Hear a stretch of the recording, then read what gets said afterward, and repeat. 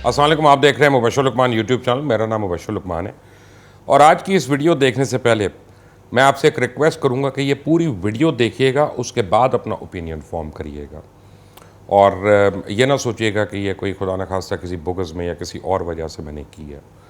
इस वीडियो की बड़ी अहमियत है और हमारी नहीं, आपकी ज़िंदगियों में बहुत बड़ी अहमियत है, आपके आने वाली नस्लों के लिए अहमियत है। पार्लियामेंट में एक लॉ पास होने जा रहा है, मीडिया अथॉरिटी का एक क़याम पेश होने जा रहा है और ये इंतहाई ड्रैकोनियन लॉ है। जब भी कोई फाशिस्ट आता है, जब भी कोई डिक्टेटर आता है, वो सबसे पहले मीडिया के ऊपर और अदालतों के ऊपर कब्जा करता है। और इस हुकूमत में हम देख रहे हैं कभी जस्टिस काजी फायज़ी साहब पे हमला हो रहा है, कभी मीडिया पे किसी उसके ऊपर हमला हो रहा है, किसी को गोली लग रही है, किसी को उठाया जा रहा है, किसी को विक्टिम शेमिंग की जा रही है कि पहले उठाओ, गिरफ़्तार करो, उसको बाद उसको फिर विक्टिम शेमिंग की जा रही है कि जिसके ज़ाती मसाइल थे और उस वजह से ऐसा हो रहा है।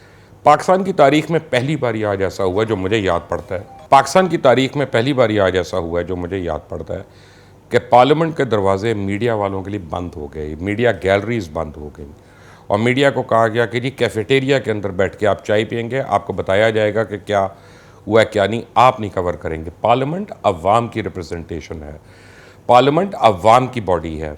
मीडिया का काम है कि उनको बताए कि उनके चोज़न नुमाइंदे जो हैं वो पार्लियामेंट में क्या कर रहे हैं। हुकूमत लॉज बड़े सिंपल से लाना चाहती है, सादे से लाना चाहती है। वो चाहती है कि अगर कोई ख़बर गलत हो तो उसके बाद 10 करोड़ रुपया फ़ाइन हो, 3 साल कैद की सज़ा हो और वो किसी हाई कोर्ट में चैलेंज नहीं हो सकता, वो उसी के ट्रिब्यूनल में चैलेंज होगा या फिर कोई सुप्रीम कोर्ट जाता है, एपलेट कोर्ट में तो जाता है। यानी हर किस्म की आप जो है हर कानून के तहत जब किसी को सज़ा होती है तो उसको 2 अपील्स का उसके पास राइट होता है। और यहाँ पे आप क्या कर रहे हैं कि आप जो है तमाम राइट्स उनसे ले रहे हैं कि पहले आप उनको अंदर कर देंगे, पहले आप उनको बंद कर देंगे, उनके इदारों को करोड़ों रुपए का फ़ाइन कर देंगे, उसके बाद आप वो चलेगा। अभी ख़बर क्यों गलत होती है, ये आप एक बात मेरी याद रखें, कोई रिपोर्टर गलत खबर नहीं देता। इसके 2 लोग ज़िम्मेदार हैं, इसके बाकायदा 2 लोग ज़िम्मेदार हैं गलत खबर के। और ये मैं आज डंके की चोट पे आपको एक बात कह रहा हूँ और ये बात याद रखिएगा कि मैं अगर ये कहूँ कि मुझसे ज़्यादा किसी और ने मीडिया में इस हुकूमत को सपोर्ट नहीं किया तो ये गलत क्लेम नहीं है। मेरे से ज़्यादा किसने सपोर्ट किया, आए ज़रा सामने बताए। 11 साल हमने कितनी बाकायदा लड़ाइयाँ की, कंटेनर्स पे जाके खड़े हुए, हमने क्राउड्स को मोबिलाइज़ किया। हम बिलीव करते हैं कि हम सिटीजन्स हैं इस मुल्क के और शहरी होने की हैसियत से हमारा वोट भी है और हमारी अपनी राय भी है और हम ओपन होकर बात कर रहे हैं।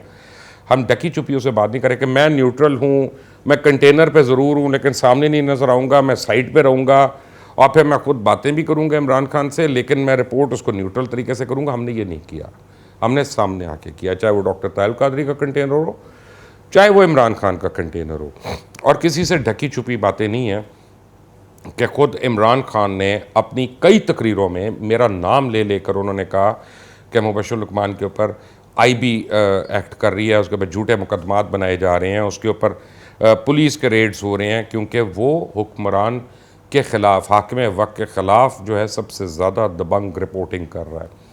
तो क्या उस वक्त मेरी रिपोर्टिंग सही थी या उस वक्त और लोगों की रिपोर्टिंग सही थी? अगर हम नवाज़ शरीफ के ख़िलाफ़ कर रहे थे, अगर हम आसिफ जरदारी के ख़िलाफ़ कर रहे थे, तो आज ये भी तो सोचने की बात है कि वही मीडिया जो कल तक इस हुकूमत को सबसे ज़्यादा सपोर्ट कर रहा था, वो क्यों इसको आड़े हाथों ले रहा है?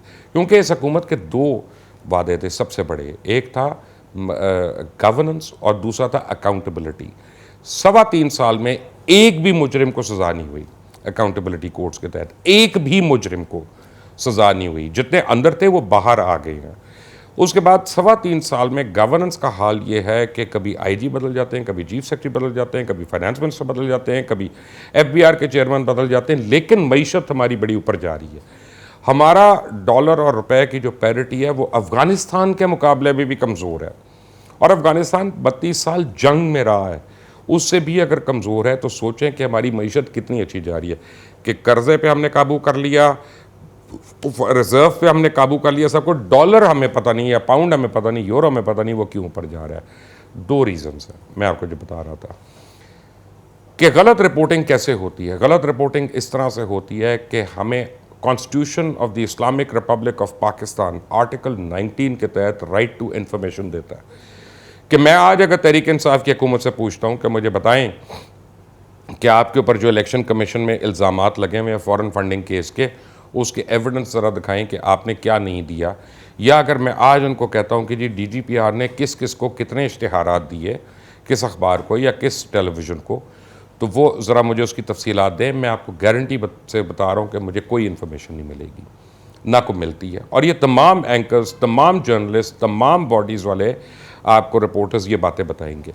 और जितनी बातें हमें पता चलती हैं वो दफ्तरों में बैठकर, किसी के साथ बैठकर, उससे हमें इंफॉर्मेशन लेकर उस तरह से मिलती हैं।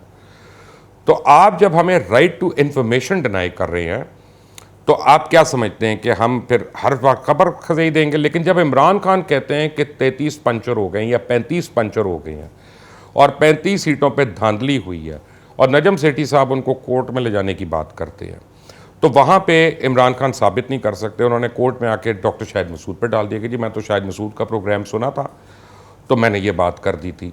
नहीं, बाहर की दुनिया में फिर ऐसा नहीं होता, क्योंकि अभी मीडिया अथॉरिटी बनाते हुए ऑफकॉम का हवाला दिया फवाद चौधरी ने, लेकिन ऑफकॉम पे अभी एक बहुत बड़े चैनल को अभी थोड़ा अरसा पहले फ़ाइन हुआ, क्योंकि उन्होंने अपनी एंकर ने रिपोर्ट में ये कहा हुआ था कि जी फवाद चौधरी ने ये बात की है तो मैं उसको आगे कोर्ट कर रहा हूँ। ऑफकॉम ने कहा ना, उसको छोड़ दें, यहाँ पे आप ये बात कर रहे हैं। तो उसी तनासुब से इमरान खान को खुद 10 करोड़ का फ़ाइन होना चाहिए था और 3 साल के लिए इमरान खान को अंदर होना चाहिए था और फिर सियासत से बाहर होना चाहिए था। जितनी खबरें शहजाद अकबर आज तक आके दे चुकी हैं और जिसमें जितनी खबरें बाउंस हो चुकी हैं, शहजाद अकबर को कितने साल जेल होना चाहिए, फवाद चौधरी को कितने साल जेल की कैद होनी चाहिए, कितने करोड़ का फ़ाइन होना चाहिए, फयाज अफजल चौहान को, फिरदौस आशिक अवान को, हर एक की खबरें निकाल के देख लें, साउंड बाइट्स निकाल के देख लें। मुझे कोई पॉइंट प्रूफ करने की ज़रूरत नहीं है। तो प्लीज़ वो सज़ा या वो कैद दूसरे के ऊपर लगाएं जो आप अपने ऊपर भी लागू करें। और दूसरा एक कसूर इसमें अवाम का भी है। मैं बिल्कुल अवाम को इसमें कह रहा हूँ कसूरवार। आप जूते खरीदते हैं, आप जाके दुकान से जाते हैं, जी आसान चप्पल से मैंने खुसा लेना है तो फलां, मैंने जूता वहाँ से लेना है तो कपड़ा मैंने वहाँ से लेना है, उसके आप पैसे देते हैं, गाड़ी मुझे वो चाहिए उसके आप पैसे देते। हर चीज़ आपकी ज़िंदगी में पैसे से है, स्वाय खबर के। खबर आप चाहते हैं आपको मुफ्त मिल जाए। आपको 32 चैनल आप न्यूज़ के देख रहे हैं, लेकिन आपने मजाल है कि कहें कि जी ये इस चैनल को हमने पे करना है, तो उसका नतीजा क्या होता है? वो चैनल जो है या वो अखबार जो है अपनी खबर वेरीफाई कैसे करेगा? अगर फ़र्ज़ करें मुझे किसी ने आज एक खबर दी कि डॉक्टर अब्दुल कदीर खान की अलालत के मुतल्लिक है कि डॉक्टर अब्दुल कदीर खान के मुतल्लिक 2 दिन से गलत खबरें गर्दिश कर रही थी सोशल मीडिया के ऊपर। अगर मैं उसकी तहकीक करता हूँ, मुझे 5 जगह तो फ़ोन करना पड़ेगा, कोई किसी जगह मुझे कॉल्स करनी पड़ेगी, लंबी कॉल होगी, उसकी कॉस्ट होती है। लेकिन वो कॉस्ट उस खबर में नहीं शामिल जो मैं दूंगा ट्विटर पे आके या सोशल मीडिया पे आके या मेन स्ट्रीम मीडिया पे आके, वो कैसे निकलेगी? तो फिर एक हद तक ही मैं वेरीफाई करने जाऊंगा, उसके बाद मैं कहूँगा नहीं यार 2 आदमियों से पता चल गया, अब मैंने इसको क्रॉस चेक नहीं करना। ये प्रॉब्लम होती है पूरी दुनिया में। जब आप न्यूयॉर्क टाइम्स पढ़ते हैं, जब आप वॉशिंगटन पोस्ट पढ़ते हैं, जब आप वॉल स्ट्रीट जर्नल पढ़ते हैं, तो आप उनको सब्सक्राइब करते हैं।